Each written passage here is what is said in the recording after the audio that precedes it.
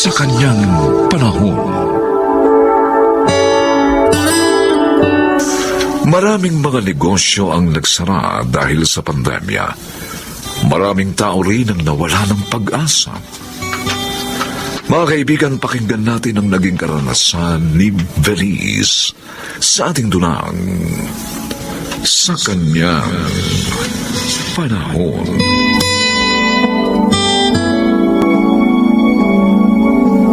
Nay? Oh, anak.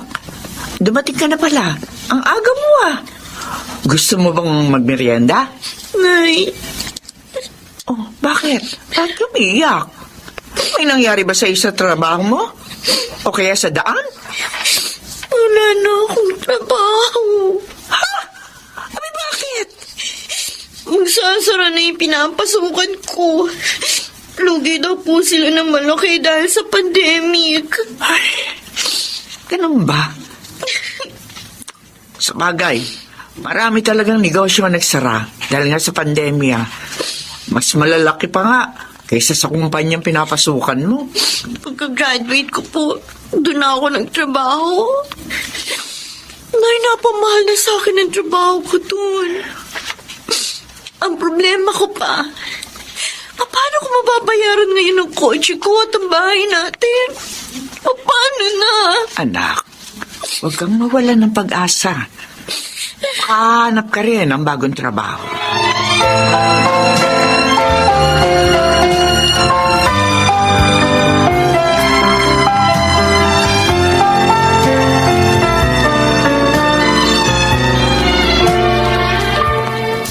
Nela, bakit hindi natin nakasabay maghapunan si Venice? Ayun, nalulungkot. Hanggang ngayon kasi, hindi pa rin magbunga ang paghahanap niya ng trabaho. No, hindi lang naman siyang nawala ng trabaho at nahihirapan. Marami. Ay, oo nga, Pepe. Kaya lang nag-aalala ang ating anak sa mga gastusin dito sa bahay. Pati na rin sa mga kailangan niyang bayaran. Oo nga naman.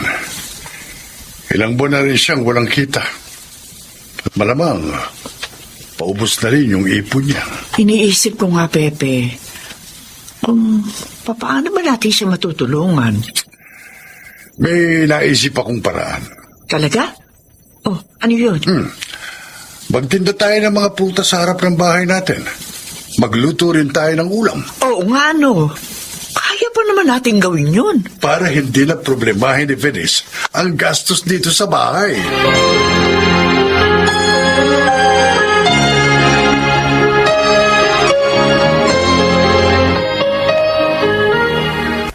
Venice, sabi ko na sa'yo, pakasal na tayo.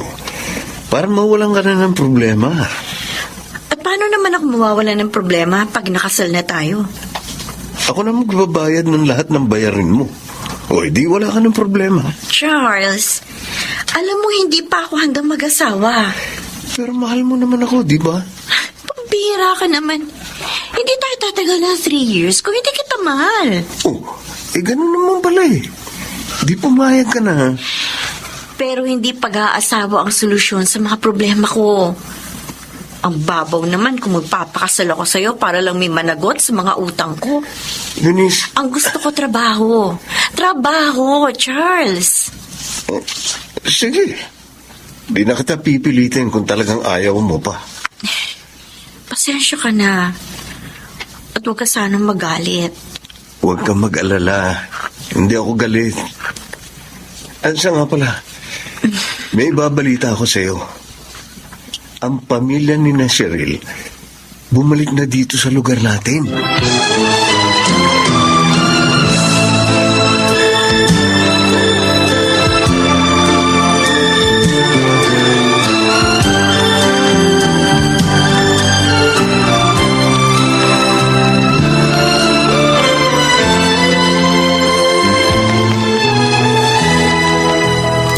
Salamat sa pagdalaw mo, ha, Venice? Talagang agad po ako dumalaw dito. Nang malaman ko po kay Charles na nagbalik na kayo dito sa lugar natin. Mabuti naman, hindi mo ako nakalimutan. Kahit maraming taon na tayong hindi nagkikita. Bakit ko naman makakalimutan ang high school classmate ko? Ay, kumusta ka na ngayon, ha? Iya. Heto po. Jobless because of this pandemic. Ay, nako. Talagang iyang pandemya, oo. Nagsara po kasi yung pinapasukan ko eh. Nalugi po dahil sa pandemic. O, nag-try ka na bang mag-apply sa iba? Oo, Cheryl. Kaya lang karamihan ayaw tumanggap ng empleyado eh. Nagbabawas pa raw sila. Minsan nga, parang nawawala na ako ng pag-asa. Ang bihira ka. Bakit naman? Dami ko kasing problema eh. Pati nga sina inay na hindi ko na pinagtrabaho. Nagtitinda na ngayon sa harap ng bahay namin. Para lang matulungan ako kahit papaano. Uy, hindi naman mabigat yung problema mo. Kaya dapat, huwag kang mawala ng pag-asa. Ikaw, wala kang problema. Mayaman kasi kayo eh. Hindi tulad ko, mahirap at may kargo mga magulang. Alam mo, dahil sa tagal ko walang trabaho, bus na yung ipon ko. Hindi problema yon. Di ba, Daddy? Aba, oo naman, alang. Siya nga pala, Venice. Bakit hindi mo subuking mag-online business? Oh. Po, wala na po ako may pupuhunan sa ganyan, Tito Sandro. Bay, ako ang bahala sa iyo, Ian. Bibigyan kita ng mga produkto, ha? At tuturuan din kita kung paano ibebenta mga yun.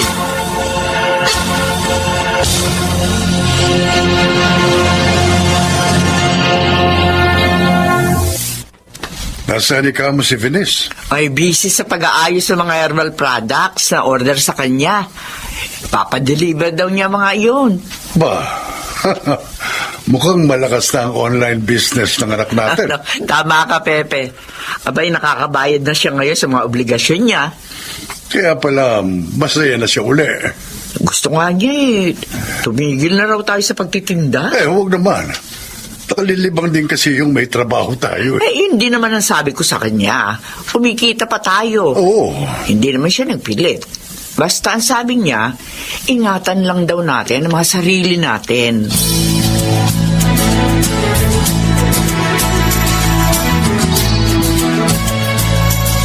Alam mo, natutuwa ako sa sipag ng kaibigan mo, anak.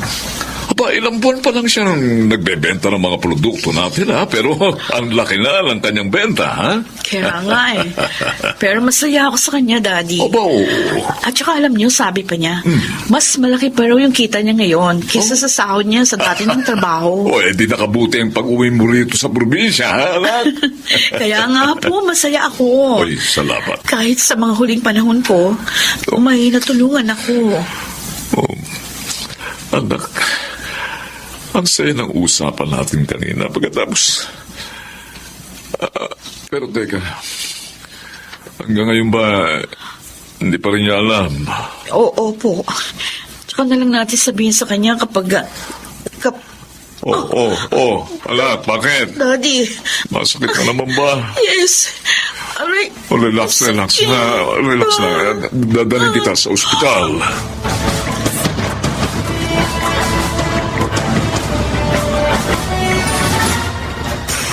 Ang galing mo, Venice. Ang laki na pala ng kita mo dyan sa online business mo. Tuwan-tuwa nga ako eh. At nagpapasalamat ako dahil umuwi dito si Cheryl. Nalutas na yung mga problema ko. Nagkaroon pa ako ng trabaho, mas malaki ang kita. Talo mo pa nga ako ngayon eh. Alam mo, bakit hindi mo subukang gawin itong sideline? Then, pag stable ka na dito, di tsaka ka mag-resign sa trabaho mo. Very good idea. Pero, turuan mo ako. Sure, ikaw pa. Malakas ka sa akin. Sasabihin ko rin ito kay Cheryl pagpunta ko sa kanila bukas. Malayo ang bahay nila dito ah. Ba't hindi mo na lang tawagan ngayon? Ilang araw na nga ako tumatawag sa kanya eh. Pero ayaw mag-ring ang cellphone niya. Tataka nga ako eh. Dahil pati mga text ko, hindi niya sinasagot. So naisip ko, puntahan na lang siya bukas sa kanila.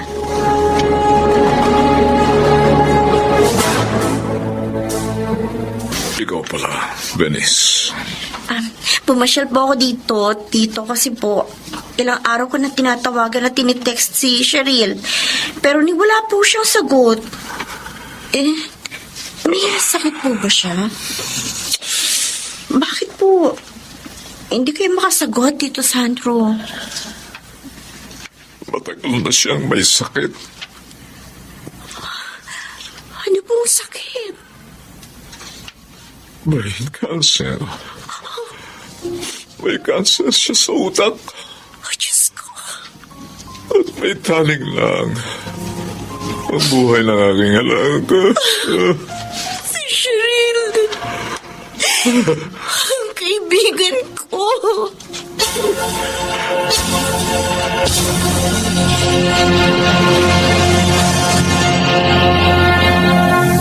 Venice, salamat. Nagkita pa tayo. Cheryl, bakit hindi mo sinabi sa akin na may sakit ka pala? At may taning na ang buhay mo. Dahil ayokong maawa ka sa akin. At lalong panghinaan ng loob. Cheryl. Naalala mo ba yung sinabi ko sa'yo noon na magaan lang ang problema mo? Siguro ngayon, naunawaan mo na kung bakit ko nasabi yun. Dahil ako, buhay ko mismo ang problema ko. Gusto kong gumaling ka. Gusto ko makasama ka pa. Huwag ka nang umiyak. Tanggap ko na ang kapalaran ko. Tanggap na rin yun ni Daddy. At saka, makakasama mo pa rin naman ako sa pamamagitan ng mga itinuro ko sa'yo.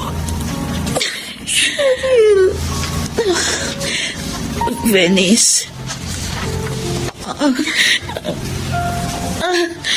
Bakit? Na naman ang ulo ko. Ay, taga, tatawagin kong doktor. Huwag na, huwag na. Huwag mo kalilimutan, ha? Lahat ng problema may katapat na solusyon. Magtiyaga ka lang hanapin yun.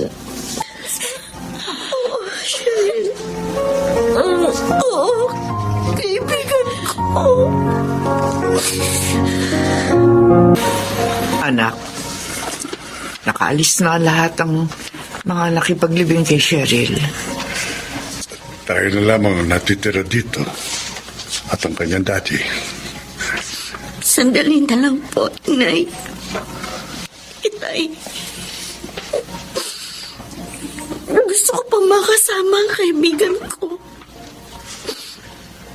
Kahit ilang minuto na lang. Nakita mo kung gaano siyang katatag, di ba? Opo, Inay. Akala ko wala siyang problema nang magkita kami. Yung pala, mas mabigat pa sa problema ko dinadala niya. Dahil may taning na ang buhay niya.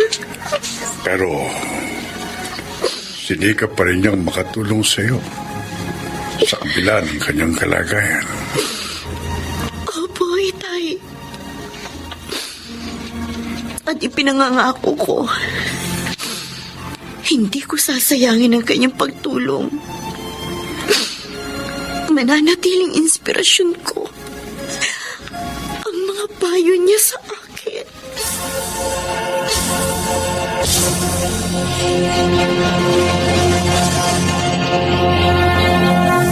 Sa kanyang panahon,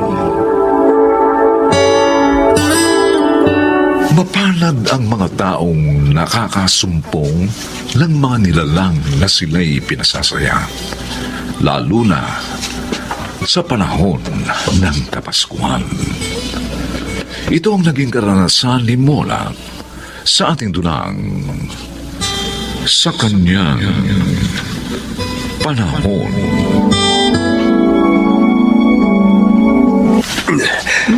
Ang sarap niyo pala magluto, Nanay Mona. Busog na busog ako. Ako nga rin eh. Salamat naman na ibigay niyo niluto kong ulam natin. Alam nyo, pag ganyan kayo lagi kasarap magluto, tataba kami ni Johnny. Tumpak!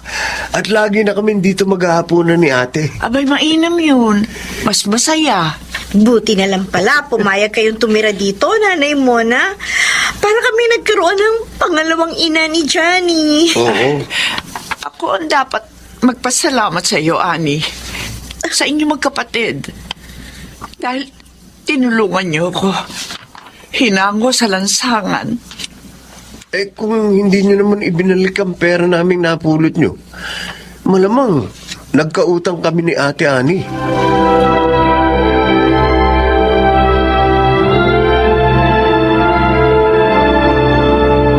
Girl, ang linis ng bahay nyo, ha? Ang ganda ng pagkakaayos. Oo, si Nanay Mona ang nagpakahirap sa pag-aayos niyan. O pagkakatiwalaan pala yung kinupkup ninyo. At saka masipag, ha? Oo, at masarap pang magluto. Ay, kaya naman pala, tumataba kayo ni Johnny. Sinabi mo pa. Eh, pero nagtataka lang ako, ano? Oh, bakit? Nasaan ba yung pamilya ni Aling Mona? Bakit siya hinayaang manirahan sa lansangan? May pamilya siya, Julie. Pero pinalayas siya. Ha? Diyos ko naman. Bakit?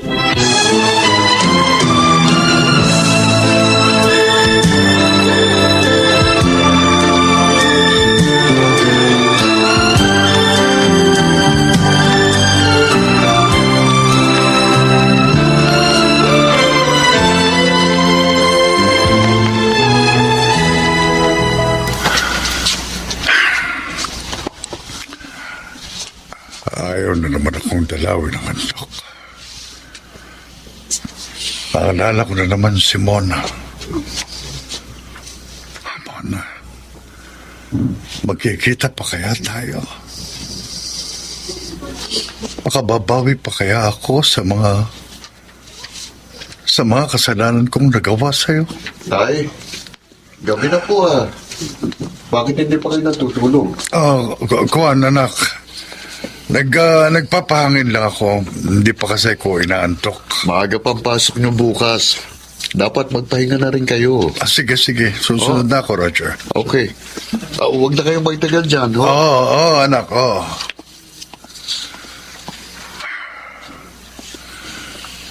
Lahat ng kaibigan natin na pagtanungan ko na. Pero hindi rin nila alam kung nasaan ka na. Saan pa ba kita hahanapin, Mona? Saan pa?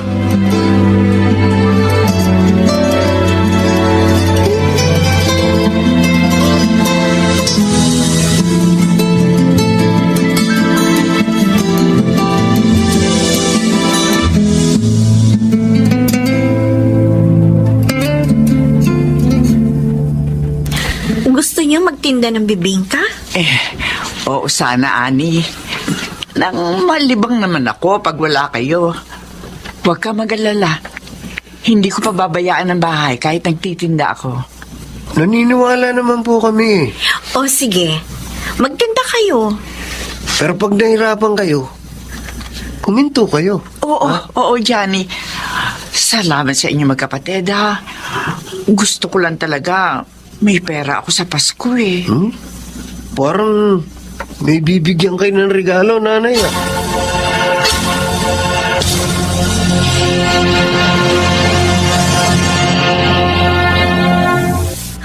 Sa akin po ang magandang telang ito, Nanay. Oo, Ani. Pasensya na, ha. Iyan lang kasi ang kaya kong bilhin. Oh, Maligayang Pasko. May regalo din ako para kay Johnny. maligayang Pasko din po. May regalo din po kami sa inyo ni Johnny. Napakalaking regalo niyo na sa akin na hinangon niyo ako sa lansangan. At hindi na ako nagpasko doon ngayon. Kaya pala gusto niyo magtinda, ha? Para may pambili kayo ng regalo sa amin. Dahil gusto ko naman, kahit konti, mapasaya ko kayo magkapatid. Sobrang saya po ang naidulot ninyo sa amin, Nay. Parang nga pong nagkaroon kami ng pangalawang ina. Kung maaari nga lang ho, huwag na kayong mawala pa sa amin.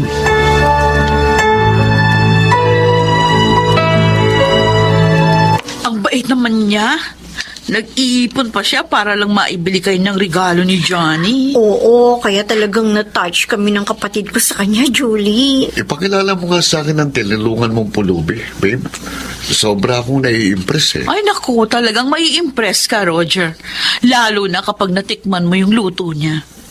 Talaga lang, ha? Oo! Sige, magpunta ka bukas sa bahay at ipakikilala ko sa'yo ang bago naming nanay ni Johnny.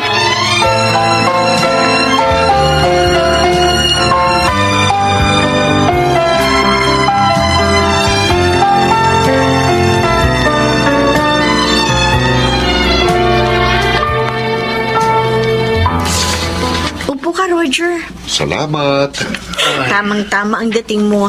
Nagluto si Nanay Mona ng masarap na merienda para sa atin. Sa wakas, makikilala ko na rin siya. At ang luto niya na ipinagmamalaki mo. Ay, talaga. Siya nga ang magluluto ng handa namin sa New Year. Ba, dapat pala dito kami mag-New Year ni Itay. Ani, gusto niyo na bang kumain ng bisit? Kayo? Hindi ako maaaring magkamali. Kayo nga. Teka, magkakilala kayo? Roger! Roger! Ano ko? Huwag niyo akong tawaging anak. Isa kayong masamang babae. Hindi totoo yan, anak. Huwag na kayong magsinungaling pa. Kung gano'n, ikaw ang anak ni Nanay Mona? Ako nga, ani. Kaya palayasin mo ng babae niyan.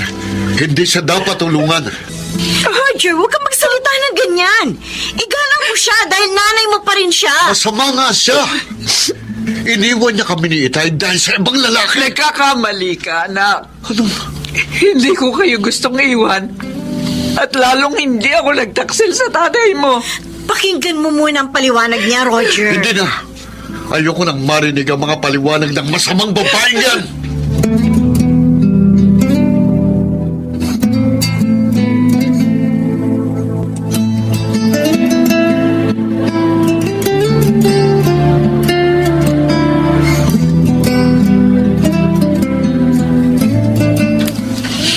Roger, bakit mukhang galit ka, anak?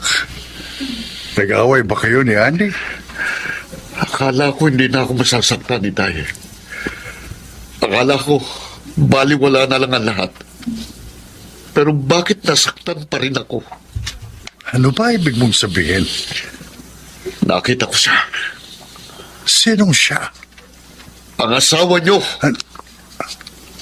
Ano? Siya palang ipinagmamalaki ni Ani na mabait na pulubing kinupkup nila. Hindi ko siya matanggap, Itay. Samahan mo ako sa kanya. Ibig ko siyang makita. Para ano? Tay, niloko na niya kayo. Pinagtaksilan. Iniwan tayo at sumama sa ibang lalaki. Anak, panahon na para malaman mong katotohanan. Hindi tayo iniwan ng iyong ina. Ano ko? Pinalayas namin siya. Naniwala ako sa sinabi ng lola mo na may lalaki siya. Huli na nang malaman kong kasinungalingan lang pala ang lahat. Ibig niyo sabihin, gawa-gawa lang ni Lola ang lahat? Oo, anak. Dahil may iba siyang gusto para sa akin. O Diyos ko. Kawawa naman si Inay. Mahabang panahon siyang nagtiis ng hirap.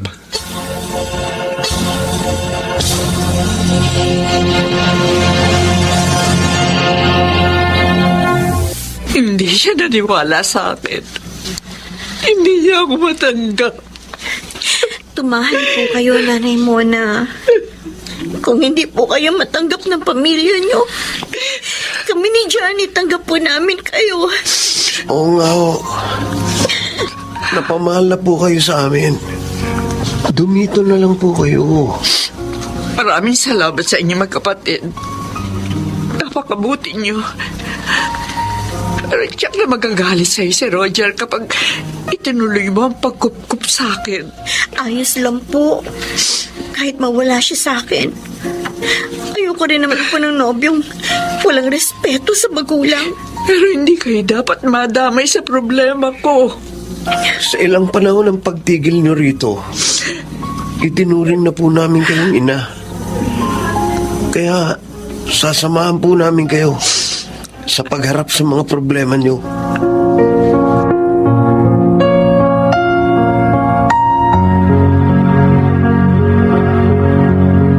Isang oras na lang. Papasok mga panibagong taon. Pero ang buhay ko, nananatili pa rin malungkot. Nakita ko nga muli ang aking pamilya. Pero hindi naman ako matanggap. Lalo ng aking anak. Makakalaya pa kaya ako sa kalungkutan nito? Nanay Mona, may bisita po kayo. Nay, Happy New Year po.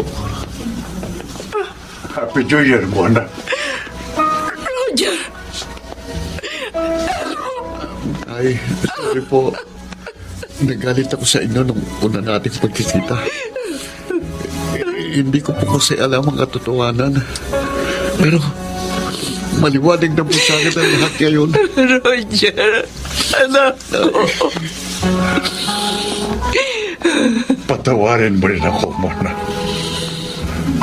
Agad akong naniwala kay Mama nang sabihin niyang pinagtataksilan mo ko.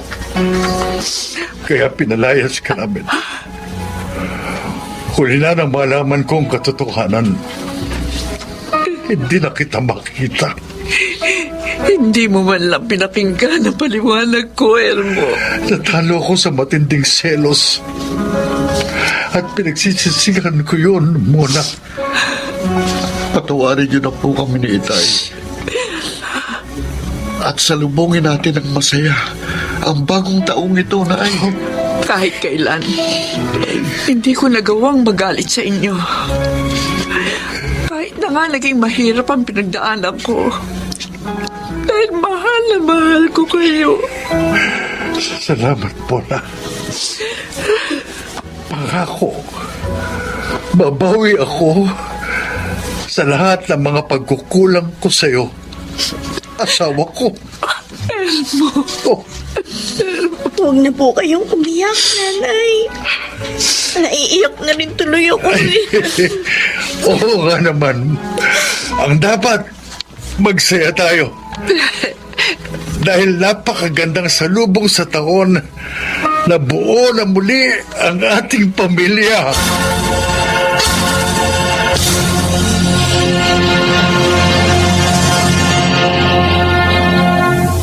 Sa kanyang panahon,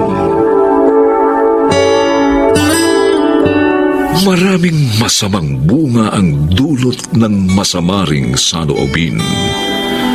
At madalas, kapahamakan ang kinahihinatnan ng ganitong pag-uugali. Mga kaibigan, pakinggan natin ang naging karanasan ni Andrew sa ating dulang sa kanyang panahon.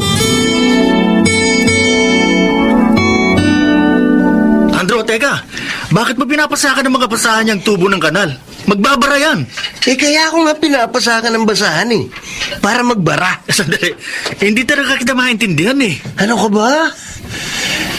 Natutulog ka ba sa pansitan? Hindi mo ba nakikita? Halos tapos na ang subdivision na ito. Oh, ibig sabihin, wala na tayong trabaho. Kailangan natin mag-isip ng diskarte kung paano tayo mabubuhay sa susunod na mga araw. Pare, hindi ko talaga makuha eh. Kung bakit binabarahan mo yung mga tubong dadaluyan ng tubig patungo sa drainage system itong subdivision. Boy, simple lang yan eh. Natural. Barado. O kaya hindi dadalo yung tubig. Ang mangyayari, maghahanap sila ng gagawa para maayos ang mga tubo. O di, pakakataon natin yun. Tayo ang gagawa. Paano ka nakakasigurong tayo nga ang gagawa? Hindi lang naman tayo mga construction worker dito na pwede nilang tawagin. Magpapaskil tayo na sa bawat poste ng subdivision. Yung mga pangalan natin, tsaka yung cellphone numbers natin. At syempre, pati yung trabaho natin na tagatanggal ng bara. Ba, pwede. Oo nga no. Isa pa, Kapag nagkaroon ng kapalpakan sa subdivision nato, tiyak, yung mga engineer na namamahala sa proyekto, ang sisisihin nila. Oh, pwede ligtas tayo.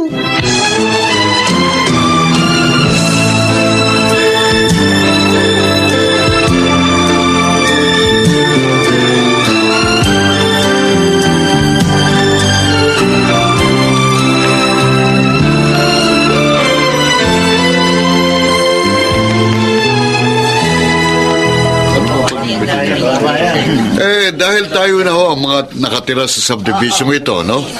Kaya natural lang na tayo nang magsisinop dito. Sa meeting na ito, bilang presidente ng Homeowners Association, ikalulugod ko ang anumang suggestion na maibibigay nyo para mas mapanatili natin ang kaayusan at kalinisan ng ating lugar. Ano ho? Pangunahin ko pong concern ang tungkol sa pagtatapon ng basura. Kayo si Miss Gomez, ano ho? Opo. Sana po, bawat residente ho rito, matutunan ang wastong pagbubukod-bukod ng kanilang mga basura. Para di ho sa maayos na pangungulekta ng mga truck ng basura. Sige po, maganda pong suggestion yan na mahalagang i-considera natin. Ano ho? At para po naman sa inyo na nais pang makapagbigay ng kanilang mga layunin, magpapalagay po ako ng suggestion box sa opisina ng homeowners. Doon po, pwede po ninyong ihulog ang anumang inaakala nyong makatutulong sa pamamalakad natin dito sa subdivision.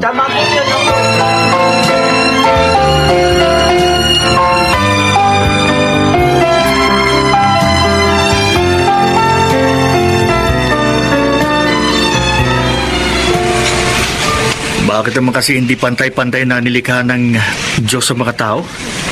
No? Tulad na lang yung mga nakatira dito sa subdivision. Parang sila lang ang pinagpala. Magagandang bahay. Magagandang mga sasakyan. Lalo na kapag nakikita ko silang galing sa pamimili, Boying, parang kinukurot ang puso ko sa lungkot. Naalala ko ang anak kong si Jenny, na ang tanging pangarap lang makatikim ng masasarap na pagkain nakikita niya sa mga patalastas sa telebisyon. Ako naman, yung para kay inay ang lagi kong iniisip. Kung marami lang akong pera, may papagamot ko yung pamamaga ng kanyang mga paa para makalakad naman siya ng maayos. Ang buhay natin, umiikot palagi sa walang sapat na pagkain may bibigay sa pamilya. Hindi pagkakaroon ng mapupuntang ospital kapag nagkasakit. Walang kasiguruhang buhay. Buhay na walang dignidad.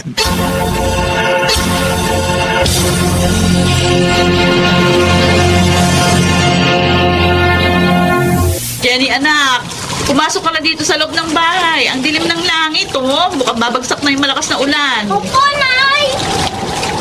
Oh, dito ka na lang maglaro sa loob ng bahay, ah. At ako yung magluluto na rin ng hapunan. Maya-maya lang kakain na tayo. At syempre, hihintayin pa nating makauwi ang tatay mo. Ano pong lulutuin nyo, Nay? Isasapaw ko na lang yung talbos ng kamote doon sa sinaing. Tapos 2 itlog para sa'yo. Mainam yun. Isang salangan na lang yung gagawin ko. Nay, Oh. pag nagkapera po kayo ni Itay, bili niyo ako ng masarap na tusino sa palengke, ha? Parang ang sarap-sarap po kasi nun ni ulam sa mainit na kanin, eh. Hayaan mo. Kapag kumita ang tatay mo, ibibili agad kita sa palengke. Alam niyo po, Nay, lagi po ako natatakam sa masasarap na pagkain nakikita ko sa mga commercial sa TV, eh. Sana, isang araw, matikman ko pong lahat yun, Nay. Oo naman, anak. Alam mo, pareho tayo ng pangarap. Ang matikman lahat ang masasarap na pagkain sa mundo.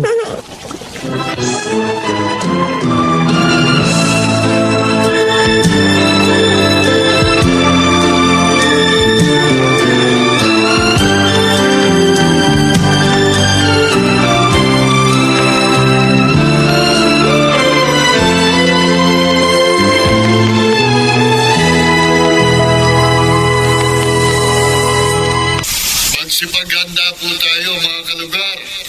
May paalala po mga kinauukulan na makakaranas tayo ng malalakas na pag-ulan sa susunod na 2 oras. Nagbabala po sila sa maaaring pagbaha na dala ng habagat. Kaya maging alerto po tayo. Maraming salamat po sa pagpapaalala, Mr. Ay, Cruz. Miss Gomez. Opo, kahit kasi nandito po tayo sa subdivision, hindi pa rin po tayo dapat maging kampante. Tama ho kayo dyan. At hanggat maaga, ipaniko ninyo sa second o third floor ng mga bahay ninyo ang mahalaga niyong mga gamit.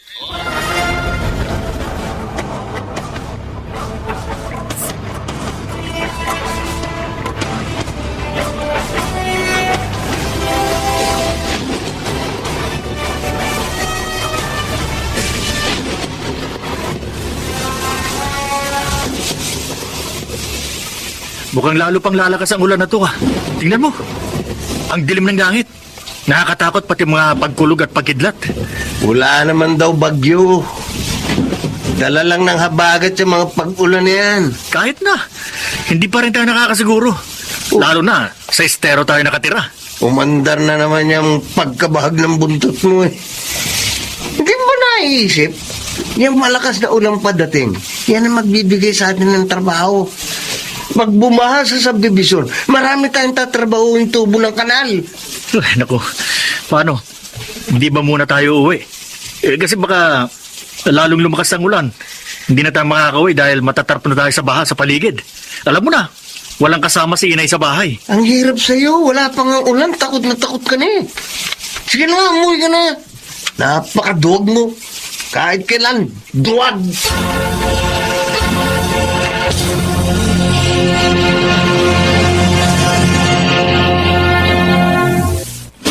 Ay, Diyos ko, Jenny. Nasaan na kaya ang tatay mo?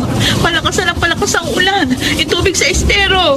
Ayan, unti-unti na tumataas. Ang bilis ng agos. Paano tayo makakaalis dito? Wala pang tatay mo. Hindi ko naman makontak yung cellphone niya dahil biglang nawala ng signal. Ano po, Nay? Sumama na tayo sa mga taong niligas kanina. Papunta sa evacuation center. Hindi nga ako makapag-desisyon hanggat wala ang tatay mo. Nay! Umabot na po rin sa hig natin yung tubig sa estero. Ano na po ang gagawin natin? Sa ano man ang mangyari, ha? Sumabit ng mabuti sa akin, anak. Huwag na huwag kang bibitiw, ha? Huwag na huwag!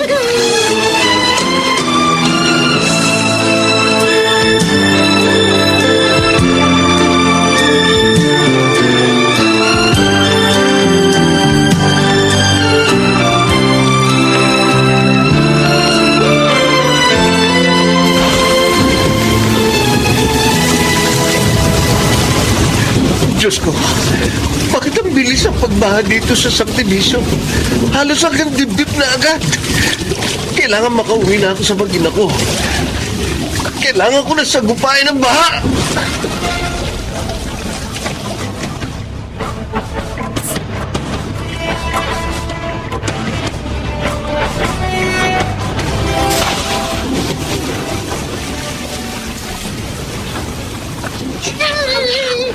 Hindi ko na po kaya, Nay! Nanigas ako sa lamirang mga kamay ko. Ala! Huwag kang bibitiw sa pagkakayakap sa akin, ha? Huwag na huwag! Hanggat kaya kong kumapit sa punong ito, makakaligtas tayo! Nay! Hindi ko na po kaya talaga!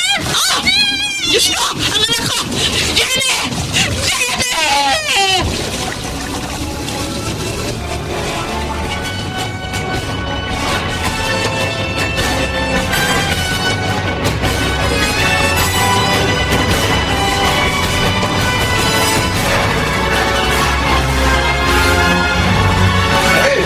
Ligaya! Si Jenny nasaan? Bakit hindi mo kasama rito sa evacuation center ang anak natin? Hindi ko na rin alam ang nangyari sa aming mag-ina. Basta ang huling tanda ko, nakabitiw na rin ako sa punong kinakapitan ko ng tangay ng tubig ba ang barong-barong natin sa estero. Jenny! Jenny! Jenny, anak! Nakaligtas ka! Salamat, anak! Salamat sa Diyos! Nagkita ba tayo? Eksaktong pagpasok ng dala naming bangka ng mga sinamahan kong rescuer, nakita namin sila magkahiwalay na palutang-lutang, nakakapit sa malaking kahoy. Andro, Pagkalikas kasi namin kay inay at sa iba pa nating mga kapitbahay sa estero, nagpabalik-balik na kami para matiyak na nailikas na ang lahat ng nakatira doon.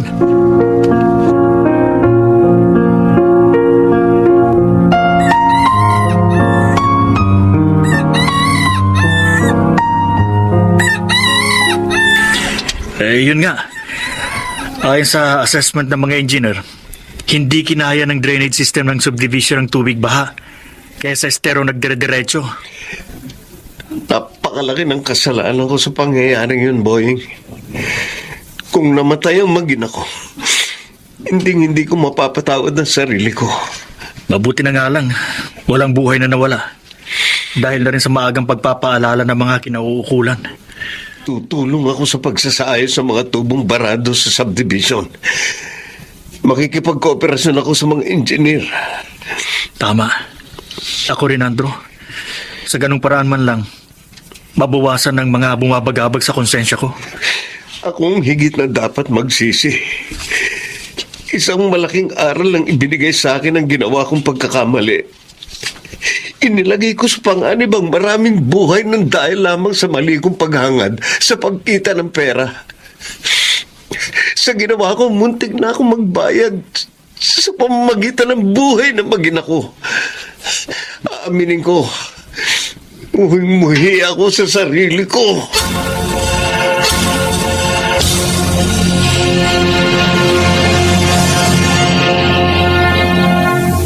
Sa kanyang panahon, Bakit po binibigyan niyo ako ng pera, Ma'am Sonia? Alirio, ito'y tulong ko para sa'yo, ano? Dahil sa masamang sinapit mo dito sa aming bahay. Ma'am, Gamitin mo ito para makapagsimula ka ng isang bagong buhay. sabi niyo, tutulungan niyo akong hanapin ng nagsamantala sa akin. Oo, ginawa ko na yon. Pero, wala rin akong lalaman. Kaya ito na lang. Ito yung naisip kong gawin. Ma'am Sonia. Bumangon ka, Lirio. At sikapin mong malimot ang iyong naging kasawian.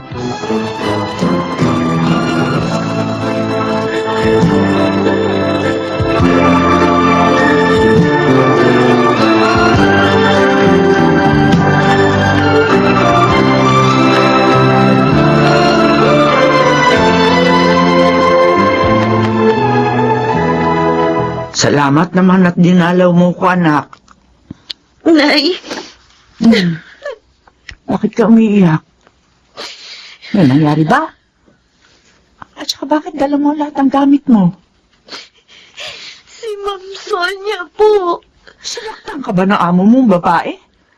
Di ba sabi mo mabait yun? Pinalis na po niya ako sa kanila. Pero bakit? Ayaw po niya kasi madamay sila sa nangyari sa akin. Nangyari? Nay, nirape po ako doon. Diyos ko. Sino lumapastangan sa'yo, anak? Hindi ko po alam. May takip po siya sa mukha. At pinaamoy niya ako ng pampatulog. Napakawalang niya nang gumawa sa'yo ng ganon. Pagbabayaran din niya yon. Paano pa, Nay?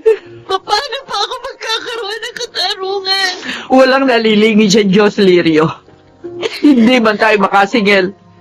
Siya maniningil sa iyong kaapihan. kumusta ka na, Lirio?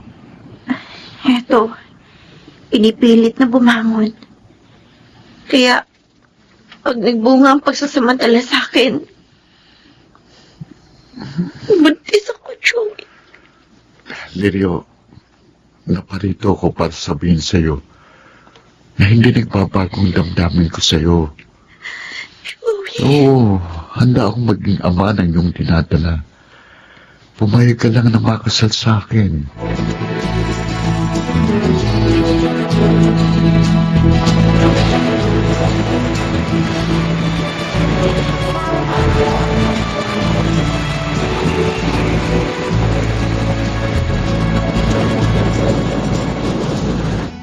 Ano?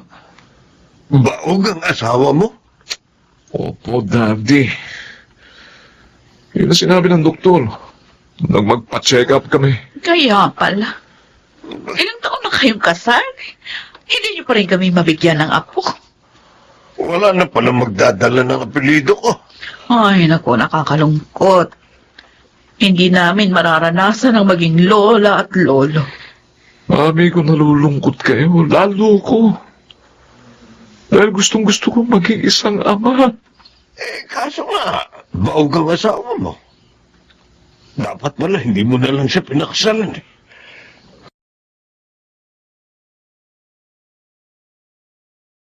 Bale, Daddy. Mami, may pag-asa pa naman para maging ama ako eh. Paano? Mag-aampon kayo? Oo. Ay, hindi. Hindi, Mami. Ayaw Ano? na edit yun. Mag-aanak ka sa iba. Ay, naku. Lalo hindi pwede. Magagalit ang daddy ni Edith. Sisingilin yung pagkakautang natin dahil doon sa pagkalugi sa ating negosyo. Ay, pag nagkataon, magiging mahirap po tayo sa daga, klaro. Hindi ho ako mag-aanak sa iba. Ano ba kayo? Ano? Kukunin ko yung tunay kong anak. Ha? Ang anak ko sa pagkabinata. May anak ka? Meron, Daddy. Oh, Mami, may anak ako kay kanino? Lirio. Sa katulong natin? Opo, Daddy. Nabalitaan ko kasi noon na nagbunga yung ginawa ko sa kanya. Kung ganon, kamang ninana ko. Ikaw nga. Ikaw ang gumahasa sa kanya.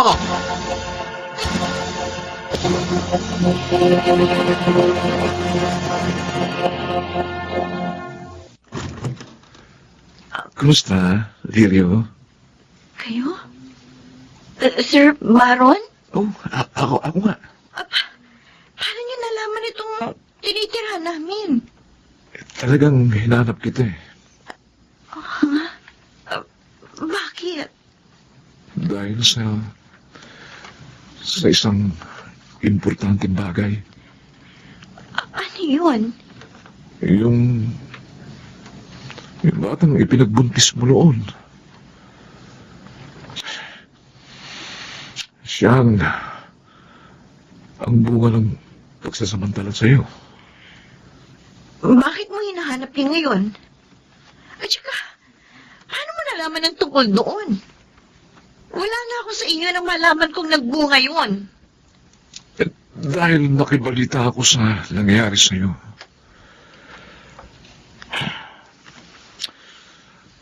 Lirio, ako ang nagsamantala sa'yo. Ikaw? Ikaw ang walang yang yun? I'm sorry. Ha? Nagawa ko lang yun dahil lasing ako eh. Hayop ka. Salaan? Ay ko? Asama mo! Lumayas ka dito. Lumayas ka! Lirio, may ipakikiusap ako sa'yo. Ibigay mo na sa akin yung bata. Wala kasi kaming anak na asawa ko eh. Kaya, siguro mas mabibigyan ko siya ng magandang kinabukasan. Ayun! Kaya mo siya hinahanap para mapunan ng kawalan sa buhay mo! Malas mo lang, Baron, dahil wala ng batang yon. Ipinalaglag mo siya. Hindi ako masama katulad mo. Hindi ko magagawang pumatay ng walang malay. Kusa siya nalaglag. Dahil sa hirap na inabot ko nang magkaroon ng bagyo sa dati naming tirahan. Hindi! Ngayon, nauunawaan ko na kung bakit hindi niloob ng Diyos na maisilang ko siya. Para hindi siya mapunta sa isang masamang amang katulad mo!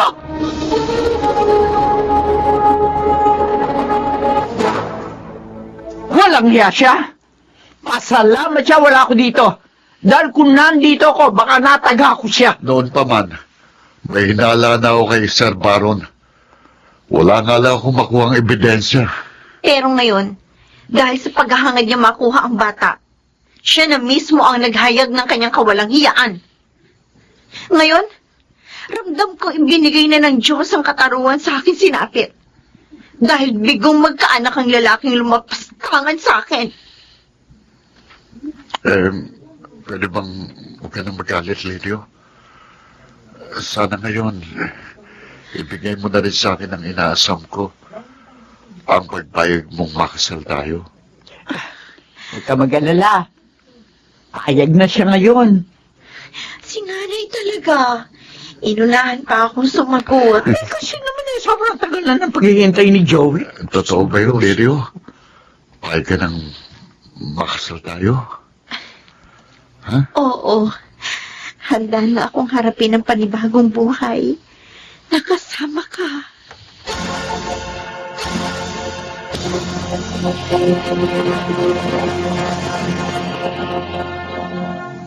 Sa kanyang panahon, lahat ng tao'y may karapatang mabuhay ng maayos sa mundo, maging ang mga nagkamali, ngunit handa lamang magbago.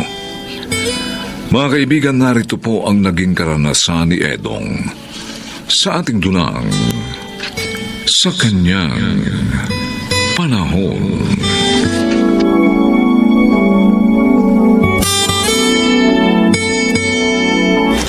Oh, dumating ka na pala, anak.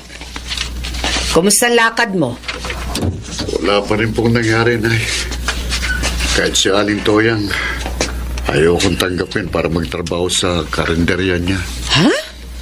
Eh, bakit? Eh, nangangailangan siya ng tauhan. Yun ang sabi sa akin ni Roger na kapitbahay natin. Ayaw po niya sa akin dahil sa record ko. Sobra naman siya. Karinderya lang naman ang negosyo niya. Hindi pa siya tumulong sa kapwa niya. Hayaan na lang natin, Nay. Karapatan naman po niyang ayawan ako eh.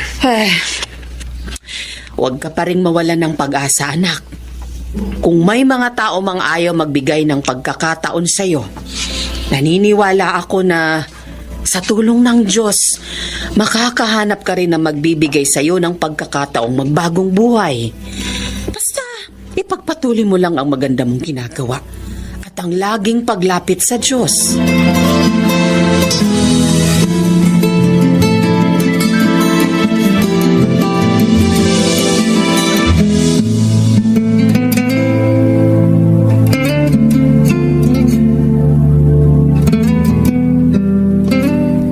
Maraming salamat po, Sir Johnny.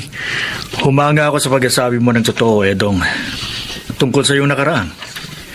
Kaya naisip ko na bigyan ka ng pagkakataong makapagbagong buhay. Talaga pong gusto ko lang magbagong buhay.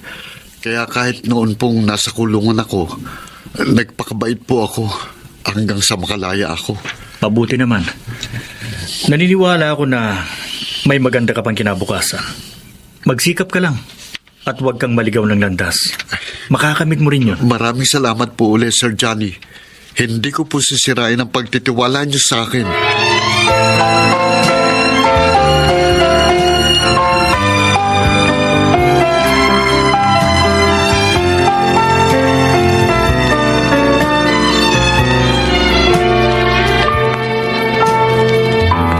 Believe na sana ako sa kinuha mong driver mo, anak. Dahil nakikita ko masipag. Lahat ng kotse dito sa bahay nililinis. Kahit hindi niyo utusan, ha? Totoo po yun, Mami. Pero ang problema, dati pala siyang bilanggo. Adik at tulak ng shabu. Noon pa naman po yun, Mami Patria. At pinagdusahan na po ni Edong. Lahat ng kanyang mga kasalanan. Kaya nga nakulong siya ng ilang taon. Kahit na, nakakatakot pa rin siyang makasama. Anong malay mo kung nagdodroga pa rin siya hanggang ngayon? Mami, nilayuan na po ni Edong ang shabu. At saka paano tayo makakatulong sa ating kapwa kung hindi natin sila bibigyan ng pagkakataon? Tama ho. Bigyan po natin ng chance, Edong. Baka naman po talagang nagbago na yung tao. Ay, bahala kayong mag-asawa. Pero ako, hindi ko ipagkakatiwala ang sarili ko sa ganong klase ng tao. Baka siya pang maging dahilan ng kapahamakan ko.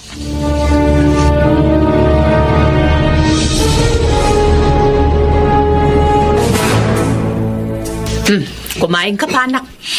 Ay, tama na po, Nay.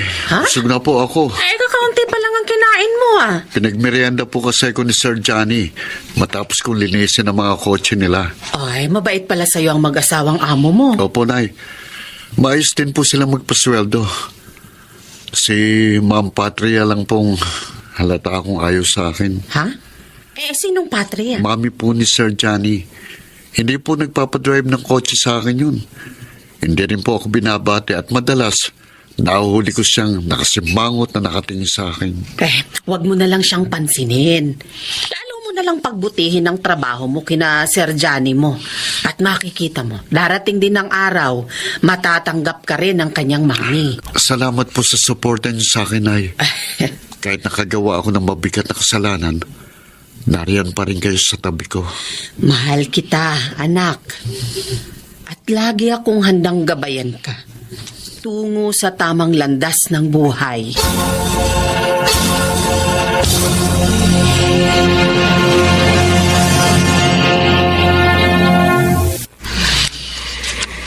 Uy, Edong, mula nung lumaya ka, ngayon lang kita uli nakita. Bagong buhay na ako, Diego. Mukha nga eh. Ayos ha. Ibang-iba na ang forma mo. May trabaho na ako ngayon.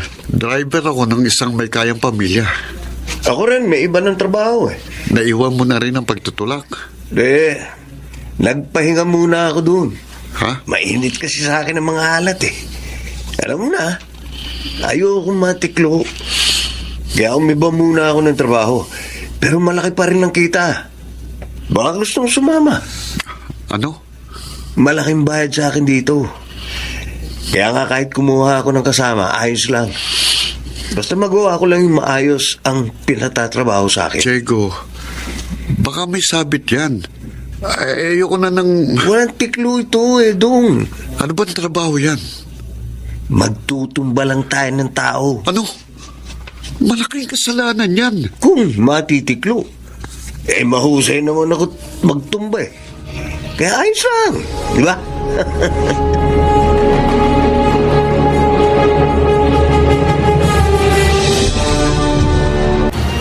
Mami, kumusta na po si Edong? Johnny, ligtas na siya sa panganib. Ay, salamat naman sa Diyos. Ako ang talagang babarilin ng mamamatay tao na iyon, pero iniharang ni Edong ang kanyang sarili, kaya siyang tinamaan. Kusa po siyang sumuko sa mga alagad ng batas, Mami. Nang makita niyang si Edong ang nabaril niya.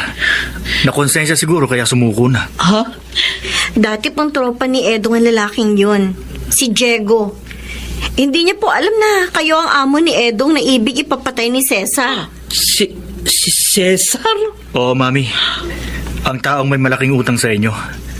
Siya ang umupa ng taong papatay sa inyo. At nagkataon, dating barkada yun ni Edong. Oh, Diyos ko. At iniligtas po kayo ni Edong sa kamatayan.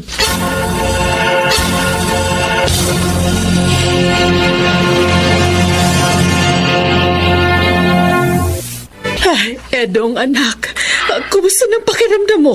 May masakit pa ba sa'yo? Medyo masakit pa po ang sugat ko, Nay. Oh, Si Ma'am Patria po. Nasa labas. Kasama sina Sir Johnny at Ma'am Merly. Hindi ko nakilalang pumaril sa kanya. Na ikaw ang tinamaan. Dahil iniligtas mo ang nanay ng amo mo. Opo. Nasa kamay na ng mga alagad ng batas ang salarin. Oo. Kung ganun, kilala na nila kung sino yun. Oo. At magugulat ka. Dahil ang taong yon ay si Diego. Ano? Oo, anak. Mami pala ng amo mo ang ipinapapatay sa kanya. Iyon ang ipinagtapat niya sa mga may kapangyarihan. Kawawan Diego. Dahil sa ginawa niya, tiyak na siyang makukulong ngayon.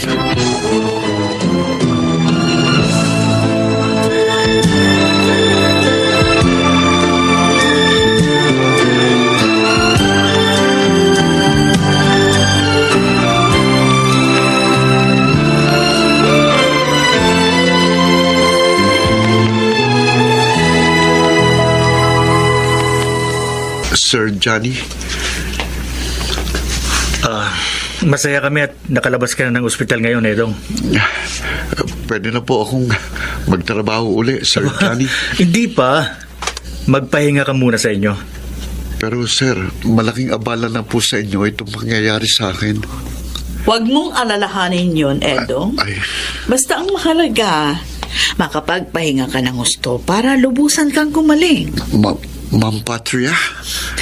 Maraming salamat sa iyo, iho. Iniligtas mo ako sa kamatayan. Totoong nagkamali ako sa hindi ko pagbibigay ng pagkakataon sa iyo para magbago. Ma'am Patria. Edong, patawarin mo sana ako.